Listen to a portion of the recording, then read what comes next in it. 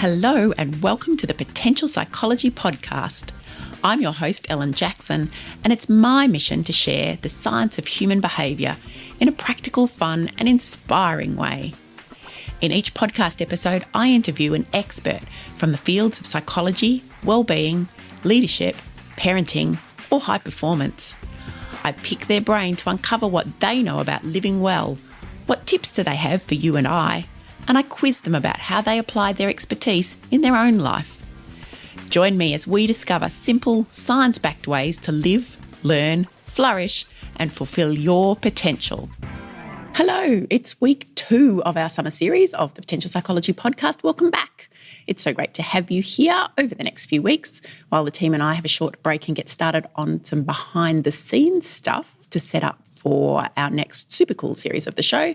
We're revisiting some of our favourite past episodes. And today we're talking about one of my favourite topics, sleep. Now, you might be attempting what many of us attempt when we have holidays or a quieter period, and that's catching up on sleep. And you might be getting more sleep each night or deeper sleep, better sleep. Maybe there's a nap here and there. And that's great because sleep is important. In fact, we've discovered so much in the past 10 years or so about the health and well-being benefits of sleep that we didn't know earlier. And much of it suggests that many of us are at least mildly sleep deprived. And that really does increase our risk of disease, of accidents, and emotional ill health. My summer reading right now includes a book that came highly recommended by colleagues and past guests here on the show called Why We Sleep by Dr. Matthew Walker. And in it, he says that the silent sleep loss epidemic is one of the greatest public health challenges we face in the 21st century. And interestingly, of all the creatures in the animal kingdom, we humans are the only ones to deliberately deprive ourselves of sleep for no good reason. Now, I am passionate about the importance of sleep for our well-being, and I was intrigued to know a little more about it. So in season 4 of the show, I interviewed Dr Kate Sprecher, who is a post-doctoral researcher in the Sleep and Chronobiology Lab at the University of Colorado, Boulder. And Kate and I explored the impact of our natural and unnatural environments on our sleep cycles, the role of sleep for the human body, from how we think and feel to the impact on our hormones, and even deep down to our molecular level, and the simple strategies we can use to maximise the quality of our sleep for greater happiness and well-being, amongst a host of other benefits. So let's listen in. Today we're talking about one of my favourite topics, sleep. And my guest is Dr. Kate Sprecher. And she is speaking to me from Boulder in Colorado in the United States, where it is currently still yesterday, because those time zone jokes never get old for me. And Kate's passion is understanding how sleep affects our physical and mental health, with her guiding question being, how can we get the best sleep possible? And she conducts and publishes research studies to understand better sleep. And she loves that her research is answering questions that are relevant to everyone's daily life, as do I. So I'm excited to have you here. Welcome, Kate. Thanks for having me. No problems at all. So you conduct research in a laboratory, and I'm going to ask you all about that in a moment because that's intriguing in itself. But first, I'd love to know what led you to specialise in sleep. Where did this interest come from? Well, it started when I was at uni doing my bachelor degree. We had to do a research project, and all of the projects on offer were sort of microbiology, sort of wet bench things, and I was a bit bored. And I thought, how can I do something with people? And I came across the sleep lab and I never left, basically. That was it. So it started with... So what was your undergrad degree? Where did you start? It was in medical science at Flinders Uni in Adelaide. Okay. So I can detect a really mixed accent there. How long have you been in the States? Well, I've been in the States about 11 years, but growing up I lived all over the world as well. So basically my accent has never quite settled into one thing. It just seems to change every year. So probably good for the listeners to know that so that they don't get distracted wondering where this accent comes from, because it doesn't come from anywhere. It doesn't come from anywhere. It's a truly international accent, a little bit of everything. Mm-hmm. So you started in medical science here in Australia. And what happened next? Once you discovered this kind of accidentally discovered this interest in sleep? Yeah, so I worked for a couple of years in Australia, in Adelaide, doing research on sleep apnea. And then I wanted to learn a little bit more about how to study brain activity during sleep. And I actually came to the States to do that. And I was working at the University of Wisconsin, looking at how sleep is related to things like schizophrenia, depression, and also getting a really detailed look at the brain activity that goes on during sleep. Because sleep isn't a time when your brain shuts down, it just does something different than when it's awake. That is. So what, I mean, I've sort of learnt bits and pieces as a psychologist over the years about the role of sleep for things like embedding memory and, even kind of processing the day. That's a very non-scientific way of describing it. Can you tell us a little bit more about what does go on in terms of brain activity while we sleep? Lots of things. So if anyone has seen EEG before, you'll know that your brain waves actually look very different when you're asleep compared to when you're awake. And they go through several different cycles of sleep. And each one seems to play a different role in terms of your cognitive function and also in terms of your physical function. So there's a lot of studies showing that when you're asleep, it's a time when your brain is doing a lot of repair processes at a molecular level. But then at this sort of broader level, when we talk about thinking, sleep is also a time when you're consolidating memories and sort of sorting out which things you want to remember and strengthening those and which things aren't important and basically forgetting those. Okay. And of course, we have no control over that, do we? Well, there are some technologies being developed to sort of boost some of those slow waves that are especially effective at boosting memory. They're still in development stages, but it will be interesting, especially for maybe applying to the field of Alzheimer's and dementia. Oh, okay. So it's a form of, well, not so much preventative, but, and I don't want to use the word cure, but just to help perhaps people who are experiencing some decline. Would that be the aim? Yes, that's the idea. It's still an active area of research, but there's been some promising results. So we're all quite hopeful that something will come of it. Yeah, that is exciting. So when would you say a kind of an interest in sleep has, over what period has this boomed? Is this a relatively recent thing? I don't remember learning much about it when I did my original study, but that was 25 years ago now. Yeah, the study of sleep as a science really is quite young compared to many other fields. And it really, really got going in the 60s. But I would say on a consumer level, it's really been just ballooning in the last 5 years or so, 5 or 10 years. Some of that is because of the rise of activity trackers. So lots of us have Fitbits, and they claim to tell us about our sleep. So suddenly we get quite curious about what that information really means and whether it's reliable. But along with that, now there's an increasing number of products out there that are claiming to either measure your sleep or help your sleep. I will say that many of them are questionable, but I welcome the interest that it's bringing. And I love that it's making people pay attention to sleep. Yeah, and I suppose that's where it starts, doesn't it? And if there is interest from people, then, you get funding, and funding leads to more research, et cetera, et cetera. But I do have one of those trackers. And it is interesting because I often wonder just how accurate is this? Is this actually telling me? Mine is very basic and tells me purportedly when I'm in a kind of a deep sleep and when I'm in lighter sleep. Now, it's only a thing on my wrist, so I can only assume that it's measuring how much I'm perhaps moving about or something. It hasn't got any access to anything else. So that does seem very basic and rudimentary, and I suspect not especially accurate. Would that be a correct assumption? Yes. Yes. I think the value in the sleep trackers is really helping you to notice patterns over time, but they're not very accurate at estimating actual numbers of minutes that you've spent in a particular stage of sleep. But what they can be really helpful for is showing you patterns like, oh, I actually go to bed a lot later than I realized every night. Maybe I should pay attention to the clock a little bit more, or even set an alarm for bedtime, not just for wake time. So there is value, but we shouldn't get too hung up on the nitty-gritty details, especially one thing I really like to warn people away from is some of the products that claim to wake you up at your optimal point in the sleep cycle.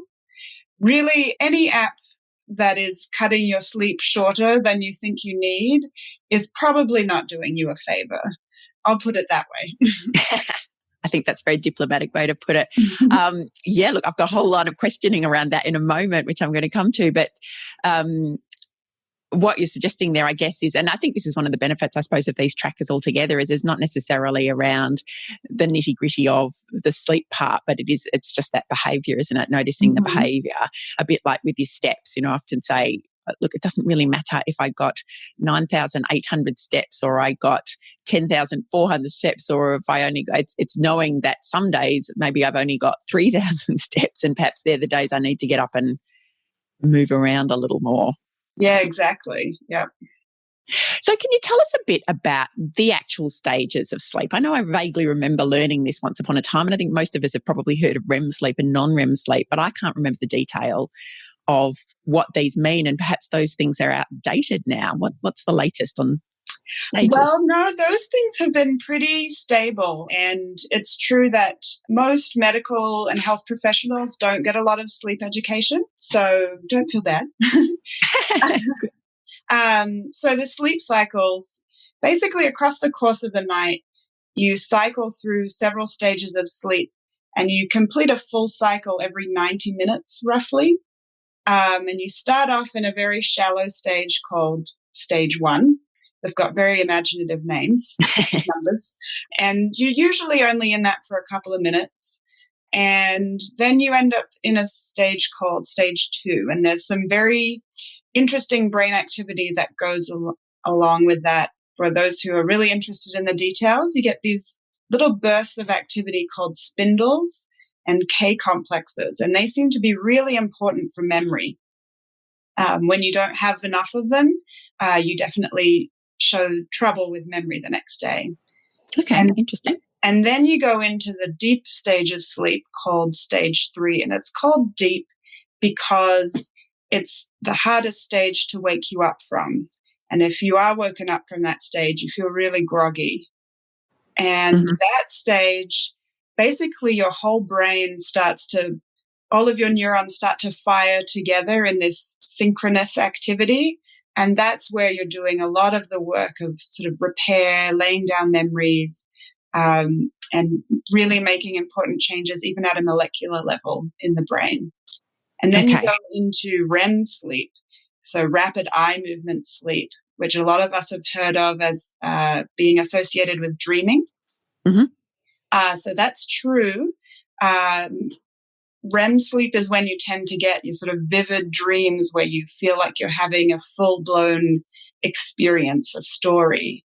But you can actually dream in other stages of sleep, but it tends to be more sort of impressions and just sort of vague feelings, sort of visualizations, but not those full-blown sort of story experiences. Narrative kind of, yeah. Exactly. Yep.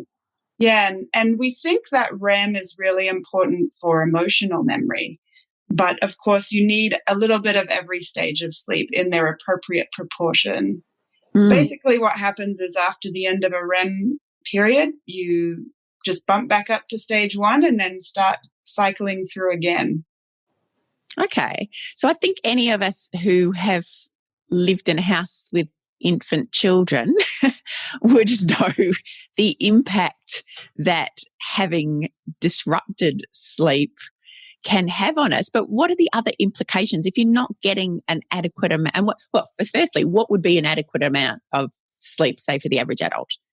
So that's really the golden question. And I hate to give a number because it's just one number and people are different. But there has actually been a consensus statement by the American Academy of Sleep Medicine where they assessed all of the available literature and came up with the number 7. So basically, it seems that if you get less than 7 hours of sleep, most people show negative impacts on health, cognition, mood. But that's not to say that there aren't exceptions. So there are very, very rare people who need less than that. There are many people who get less than that, but it's pretty rare that a person can get less than 7 hours and actually be functioning optimally. And many of us need more than that. So I personally know that I need 8 hours. And if I don't get it, I just feel awful. And really the best way to figure it out is it is personal. The best thing to do is to spend a week sleeping as much as you need to when you need to. And hopefully you'll fall into a pretty regular rhythm by the end of a week or two. And that's the amount of sleep that you need. Okay, interesting. So if you actually have the opportunity to kind of do a little, I suppose, bit of self-experimentation. So this is, I presume, not setting alarms, going to bed when you feel tired, and just allowing yourself to, does that include naps during the day, or is this only sleep at night? Well, the recommendation generally is not to nap. But again, there is some individual variation. So some people are going to be fine with napping. The issue generally is that if you nap, you might have trouble falling asleep at night because your need for sleep basically builds up the longer you're awake. And if you don't have enough sleep pressure pushing you into sleep, you might find it hard to fall asleep. So that can be a really tricky cycle for people with insomnia, for example. They don't sleep at night. And then during the day, they're able to fall asleep and they feel very tired. So they have a nap because that makes them feel better in the moment. But then it just leads to this negative cycle where they just can't fall asleep at night again. So one of the treatments for insomnia actually involves sleep deprivation, surprisingly. Okay. Helping people to build up that sleep pressure again. So forcing you into a better pattern. Yeah. Okay. Yeah. And going back to your point about that, I like that term sleep pressure because I think, again, anyone who's had kids who has had that experience of the toddler or young child falling asleep at sort of 5 PM and sleeping for a good portion, and then you just know you're never going to get them to bed on time and it messes everything up again. Yes. And that's a situation where I say, we've got all these ideals about how you can get your optimal sleep, but also just be realistic about the phase of life that you're in. And, it may be that that's just temporarily going to have to be your life. Yeah. And it does get better. Yes. May not feel like it's going to get better, but it does get better. Okay, I'm interested because you mentioned before about this, the suggestion of technology that could wake you up potentially at this optimal time. And I know that there is certainly in the kind of media and entrepreneurial press, there's always discussion about how everyone should be getting up at 4 AM because that's the best time to get the most done. And I'm personally, although again, I'll ask you about this in a moment, I personally believe A, I need a lot of sleep, and B, I'm not really a morning person. So the idea of waking myself up or having something that wakes me up at 4 AM to try and get more done just feels like anathema to me. So, I mean, is there something in this? You said there's personal variation, so maybe this does work for some people, but is it really a good recommendation for everybody? No, there's definitely something to that. So I talked about sleep pressure sort of building up across the day. So the longer you're awake, the more you need to sleep. I think that's pretty straightforward. But there's more to it than that. And the most obvious example is jet lag. So if you've ever traveled somewhere, you've been awake for hours, but you've shown up in a new time zone, you try to go to bed at what is now your new midnight and you can't fall asleep. So obviously there's more going on than just sleep pressure. And that's your circadian rhythm. So a lot of people know a little bit about circadian rhythms. It's basically the idea that our bodies are in tune with our light-dark cycle. So we live on a planet that rotates and we see a 24-hour cycle in the sunlight. And our bodies are primed to sleep when it's dark and be awake when it's light. And that is basically what shapes when we can fall asleep. And some people are night owls and some people are morning larks. And that is to do with when your body's rhythm is timed in relation to the sun. So you can push it around a little bit with the lights that you have in your home. Some of us do that accidentally by reading on the laptop late at night, and we are essentially extending the length of daylight that we're exposed to. But you can also do it the other way around and turn the lights on in the morning, and sort of push yourself into being a little bit more of a morning person. But it's difficult. If you're naturally wanting to wake up at 10 a.m., you can't expect that within a couple of days of turning the lights on in the morning that you'll suddenly be wide awake at 4 a.m. That's just unrealistic. But you can do it gradually. But how much could you shift that by? If you were someone whose body naturally wanted to wake up at 10 a.m., which sounds glorious to me, but isn't ever going to happen, can you become someone who would then be okay waking up, say, I mean, I know shift workers and lots of people have to do this, but I'm wondering how kind of natural it is for your body, or whether it has long-term implications or really messes you around. So the challenge is being able to control your light exposure.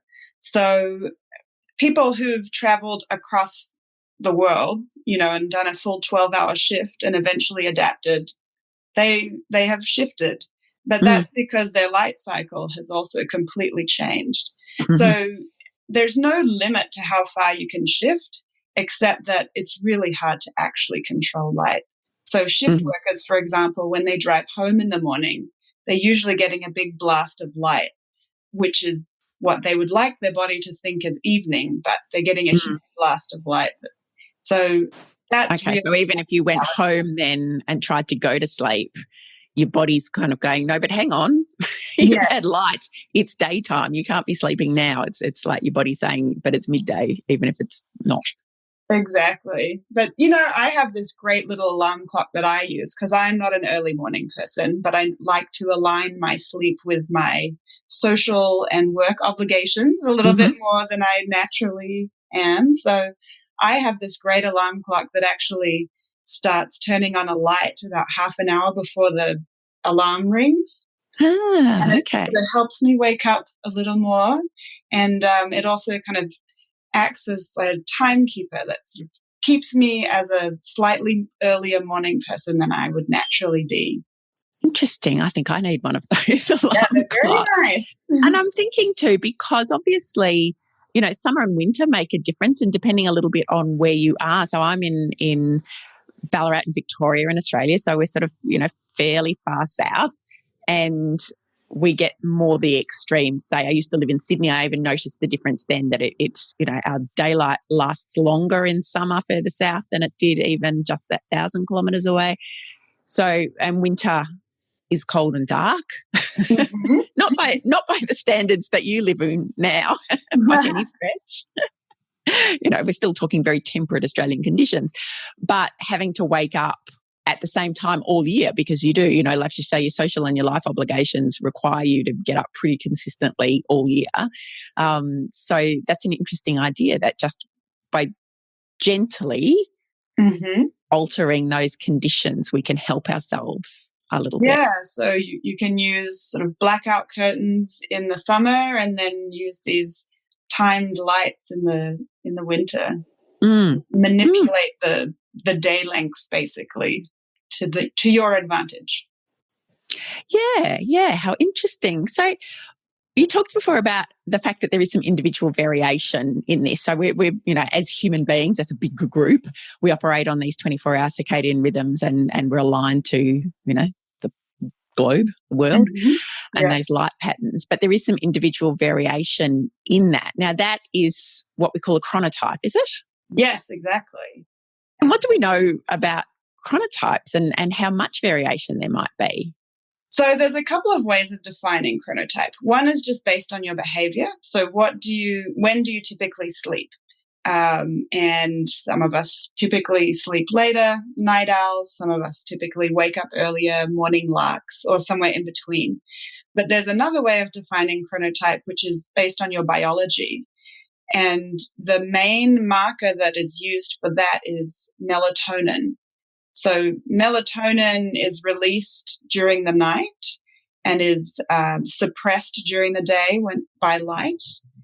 And so the timing of that melatonin rhythm basically is another way of defining your chronotype. So if your body naturally starts to release melatonin early in the evening, that means that you're going to get sleepy early in the evening. So there is a biological basis to these things. Okay, interesting. And how do you actually assess this? What is melatonin assessed through blood tests? So it's a little bit tricky to do at home because light suppresses melatonin. Mm-hmm. So you have to measure it in dim light conditions. Mm-hmm. So really dim light. So typically it's done in a laboratory, and you might take saliva samples or blood samples every half hour to an hour. And if you want to get the full 24-hour rhythm, you're going to have to be in the lab for at least 24 hours, usually 36, just to make sure that we don't miss a little bit at the beginning or end. Okay. It can be done in the home, but that means, again, that you would need to block out all the lights. But there are kits that can be used for that, usually just by researchers, though. Okay. But probably easier to do what you suggested before, which is just allow yourself to go to sleep and just kind of look for patterns and timing without having to get into that biological detail. Well, see, that's an area of really active research, because we would love to be able to take a single blood sample, for example, and tell what your biological time is, your internal time, because it does have a big impact on a lot of different aspects of health, not just sleep, but many other processes in your body are on that circadian cycle. So there's an enormous amount of research being put into it, because right now the main barrier is that it is so difficult. You have to come into the lab for hours and hours. It's just not practical. But if we can develop a single blood test, that would just open up so many doors for healthcare that it could have a really big impact. So we're all very hopeful that maybe in the next sane scientific timelines, let's say 5 or 10 years, we might have something physical. So what are some of, because I was going to ask you what, we talked a bit about some of the processes associated with sleep, the things that it's important for from a general health and well-being point of view. Why do we need good sleep? Yeah, so there's a lot there. So there's some really basic functions that are regulated by sleep. So if you are sleep deprived, you're not going to think as well, but you also disrupt a lot of hormones that control how hungry you are and how you metabolize your food. So being sleep deprived can actually lead to obesity and the risk of heart disease and other sort of cardiovascular diseases. Sleep deprivation, or sleeping too little, not being sleep deprived, just sleeping too little, has also been associated with cancer, with many other diseases. And some of the research that I've been doing over the last few years has been looking at the link between poor sleep and Alzheimer's disease and the risk of developing dementia. And what have your findings been so far? Well, there's certainly a link there. What we're still trying to understand is whether Alzheimer's disease impairs your ability to get good sleep, or whether sleeping poorly increases your risk of Alzheimer's. Contributing, okay. The evidence is probably that both are happening. Okay. Helpful, not helpful. Yes. Well, the encouraging part is that means if we improve our sleep, we might be able to improve our risk of dementia. So a whole lot of physical, it's obviously far more significant to our health. And I know as a psychologist, the role of sleep, not necessarily at the scientific level, but just from an observational level in things like mood regulation and our ability to maintain a more equal mood and not be losing the plot and getting cranky with people and snappy and all of those sorts, or teary or whatever it might be. That's sort of vital. So it's so fundamental to so many things, and we're discovering so much more about it.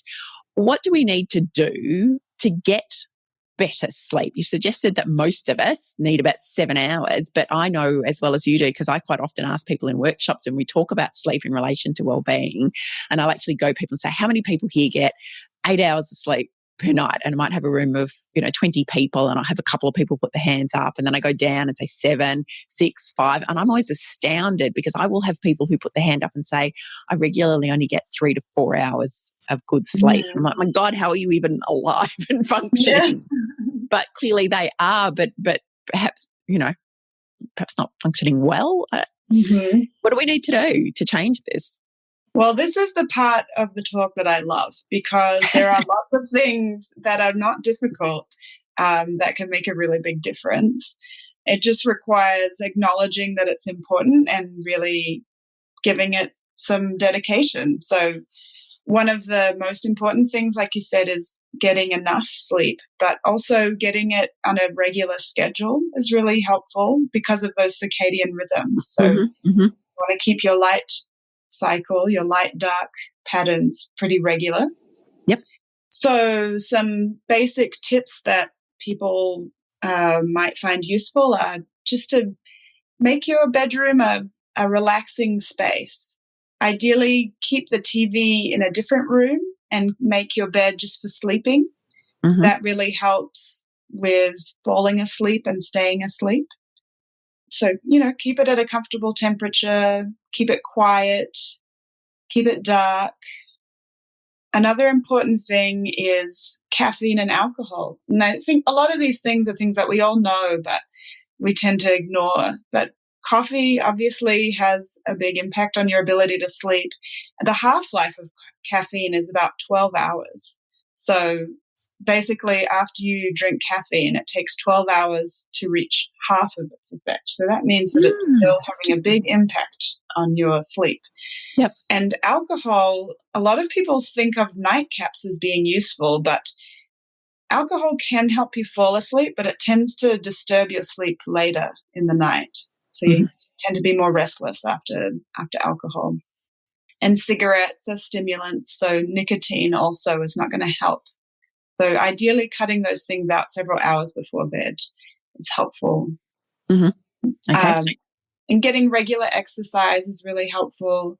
Some people are going to be okay exercising in the evenings. Others, it will wake you up too much. That's definitely something you just have to experiment with and figure out for yourself.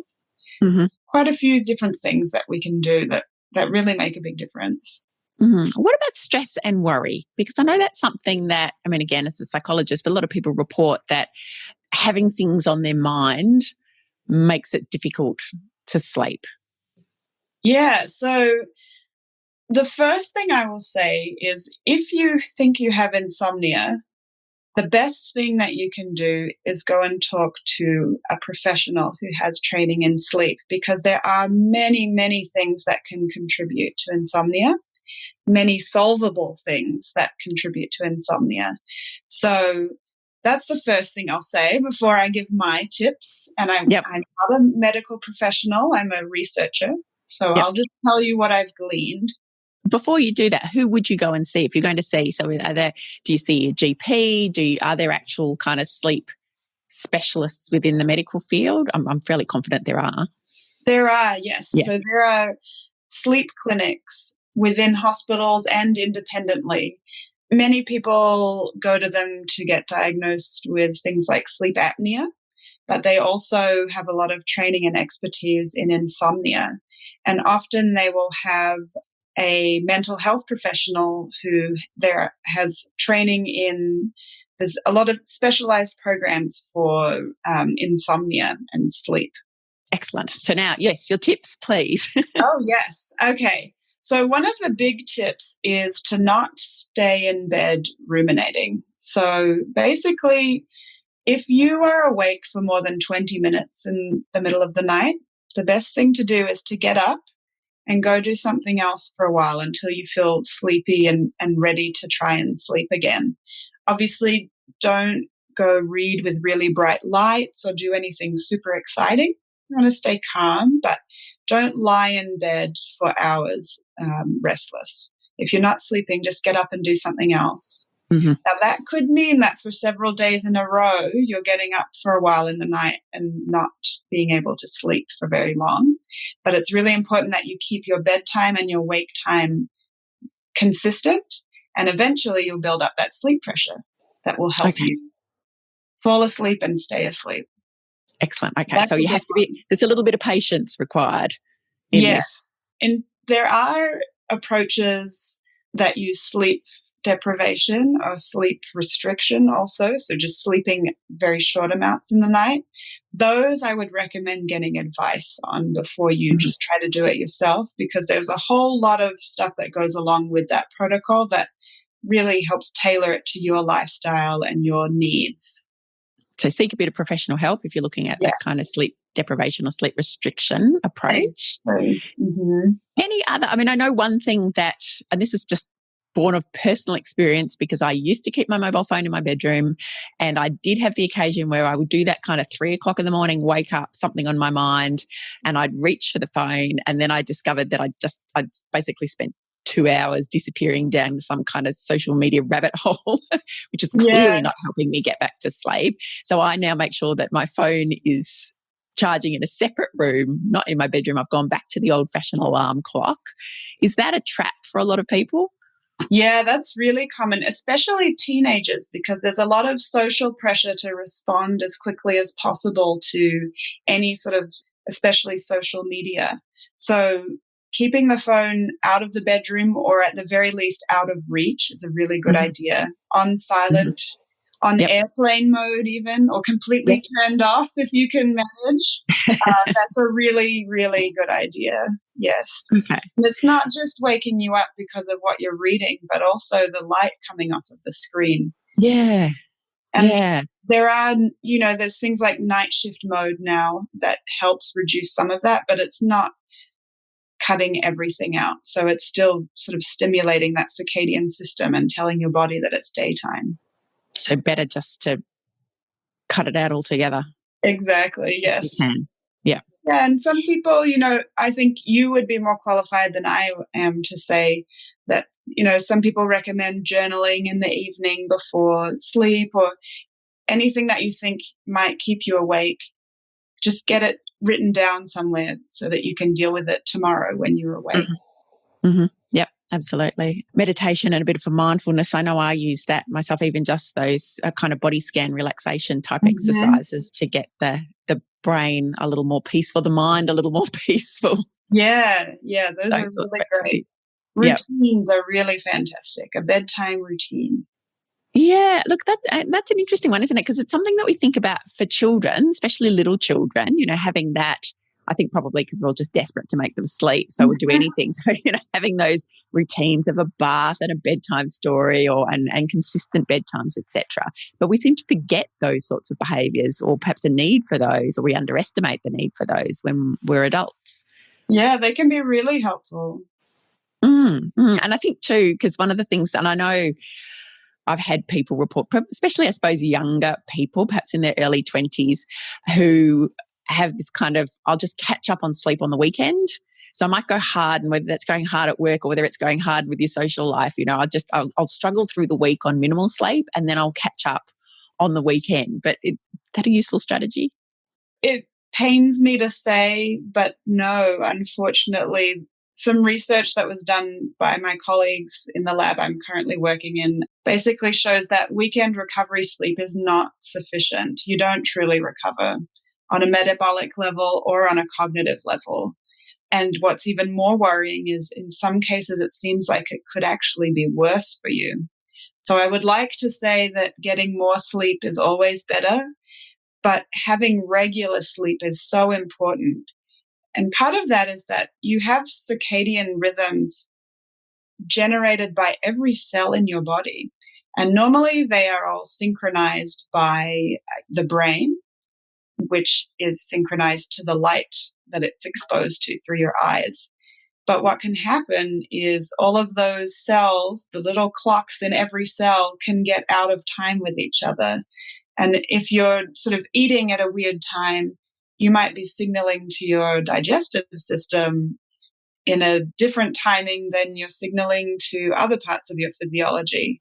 And so then Mm. everything isn't sort of optimally primed to work together anymore. It's sort of all a bit disorganized, and that can lead to health problems as well. So that's something that we're just learning about now, but it can have. Yeah, interesting. Having that kebab at 2 a.m. as you walk home Yeah, after a big night out is just confusing the whole system. It doesn't know yeah, whether it's breakfast, lunch, dinner, what's going on. absolutely. So once in a while, we all need some fun, but mostly a regular schedule is going to be really helpful.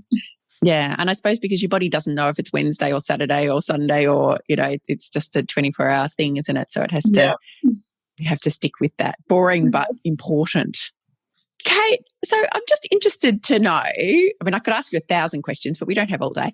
I'm interested to know, so you work in a lab, you're doing this research. Who are the people who come in and participate in your research? And what are the implications, I suppose? Because one of the things that I always often think of, when you're going off, if you're going to a sleep clinic or doing anything like this, is that surely it's impossible to get to sleep if you're lying in a laboratory with things stuck to your head and, electrodes and all of that. How do you manage that side of things? Well, sleep is a powerful need. So you'd be amazed what people can sleep through. And especially the studies that I'm currently doing, we're recruiting healthy people with very healthy sleep. And so they really have no trouble falling asleep. And we actually do a surprisingly good job of attaching all of these sensors and bundling them out of the way. So that's not been an issue too much. I've also done quite a bit of research having patients come in. So patients with sleep apnea, for example, or patients who are developing dementia. And even they are able to sleep in the lab because we're not recruiting people with insomnia in my research. Those are the folks who have a hard time. But otherwise, sleep pressure builds up and you fall asleep. Definitely. And I'm assuming when we talk, because when we use the word lab, I think most of us think, white, clinical, bright lights. I'm assuming that it looks nothing like that. Yes. So we try to keep it as comfortable as possible. So I've worked in a few different labs, and one of them looked really just like a nice hotel. You had a nice little cupboard in the corner to hang your coat and lovely bedspreads and things. The lab that I'm in right now, we have to do a little bit more control of the environment. So it's a little bit more clinical looking, but it's still a nice comfy bed and a blanket, and we turn off the lights for you, and we try to keep things as comfortable as possible. Which makes sense. Yes, exactly. We want people to sleep. You do, don't you? It's no good if people just lie there wide awake the whole time. You won't learn anything. Exactly. Kate, you've given us some fabulous tips, and that's been even just helpful to me, and I know helpful to certainly family members of mine who I know don't sleep particularly well. Are there other resources, things that you think, because I believe you have a passion for getting more of this information out there to everybody because you fully understand what the health and wellbeing implications are. And obviously we're learning all the more all the time. So are there other resources or things that people can look up or watch or find, books that they can read that we can send them to so that they can learn a little bit more about how to get the best sleep possible? Yeah, absolutely. So I will first put in another plug for seeing Go for it. Sleep professional if you are concerned about your sleep, because there's a lot of things that can be fixed, and a professional is well trained to recognize what those might be. But if you want to learn more, one great resource is the Sleep Health Foundation. It's an Australian group. So sleephealthfoundation.org.au has all kinds of information sheets. They organize events. They're based in New South Wales, but they serve the whole of Australia. I really encourage looking them up. And if you want to just some interesting reading on the science of sleep, there's a great new book that came out by Dr. Matt Walker. He's a professor at UC Berkeley, and he wrote a book called Why We Sleep. And that talks a lot about the research and the science behind sleep, but also has some really useful tips on what good sleep looks like and how you can get it. I think I've had colleagues recommend that one to me. I think they've read it over our summer and said, get hold of this book. It's great. So yes, okay, we'll pop that in the show notes. And then one more that I'll mention, it's called Project Sleep. And this is a really lovely advocacy project that started a couple of years ago here in the US, and it's now international. And it's especially focused on people who have rare sleep disorders like narcolepsy that are very poorly understood. And it has a series of videos of people who've been diagnosed with narcolepsy sharing their experiences.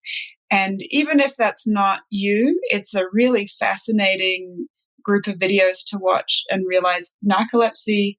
A lot of us have this stereotype of comical characters falling asleep in the middle of a conversation. But there's a lot more to the disease, and it's a really interesting thing to learn about just in terms of the science. But also this project is doing a great job of shedding light on these poorly misunderstood diseases. Okay. So, yeah, I mean, like I said, there's so many other questions I could ask you because there's so many other aspects to sleep that we probably don't think about. I think narcolepsy is a really great point. And I know we mentioned shift workers earlier and people who, because that is such a common experience for so many people, and yet clearly has really disruptive effects on our sleep. So another one that I could ask you a lot more about, but don't have time today, unfortunately. Do you know of any resources that are great to help people understand sleep in relation to shift work? Is that something that the Sleep Health Foundation might provide more information on? Yes, I think the Sleep Health Foundation has some information, and there's also a Sleep Health Foundation in the United States, and their website has a lot of helpful information as well. Things like how to manage your sleep if you are scheduled on night shifts and that sort of thing. Yes, unfortunately, shift work is never going away, so we just have to learn how to operate with it. Yeah, absolutely. I think that, you're right. And so many different impacts of sleep on our work life. Again, another conversation that we could have maybe for another time is, what we've learned about sleep and what the implications are for the way we work, the way we go to school, all of those sorts of things. So we might just have to get you back on the show to discuss that at some point. Sounds great. But today, Kate, thank you very much. I've learned so much already, and I already had kind of an interest in sleep. So you've educated me further. I hope all our listeners have discovered something perhaps about sleep and their well-being that they didn't know before, and probably more importantly, have some practical tips for how to get better sleep, or at least, I suppose, appreciate the importance of it for us in terms of getting good and regular sleep. Well, it's my pleasure. Thanks for having me. And everybody, sleep is good for you, so go get some. Excellent. I'm going to do that tonight, having not slept that well this week. I'm going to go and implement some of these tips straight away. Kate, thank you once again. Thanks for having me. Thank you for revisiting this episode with me. I hope it has inspired you to really focus on your sleep habits for 2020 and beyond. Because imagine if we all got better sleep, how much greater and happier might the world be?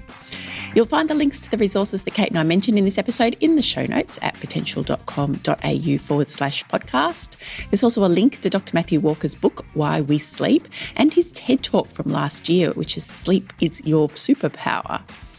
If you are still contemplating your goals and personal projects for 2020, and maybe sleep is one of them, better sleep, don't forget to sign up to our mailing list to get a copy of my 2020 personal projects planner. You can do that at potential.com.au/subscribe, or follow the link in the show notes. And let me know what you're planning for 2020. Pop a picture up in your social feed and tag it Potential Psychology, or share it in the Potential Psychology Podcast Facebook group. Shared support from your community goes a long way to helping us all to sustain motivation and achieve our goals. Now, next week in our summer series, we're revisiting Professor Lee Waters' refreshing, fun and positive take on kids and parenting, with flipping the switch to positive parenting. And in this episode, Lee and I explore strengths-based parenting. So what are strengths and how do you identify them in your child?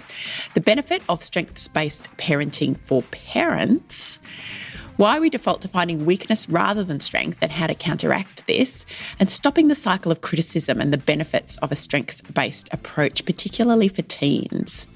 We're also going to discuss how to create harmony at home and some practical strategies for building a strengths-based approach in your family. It's one of my absolute favourite episodes, as Lee not only shares the science, but also her personal experiences. And she's just delightful to talk to.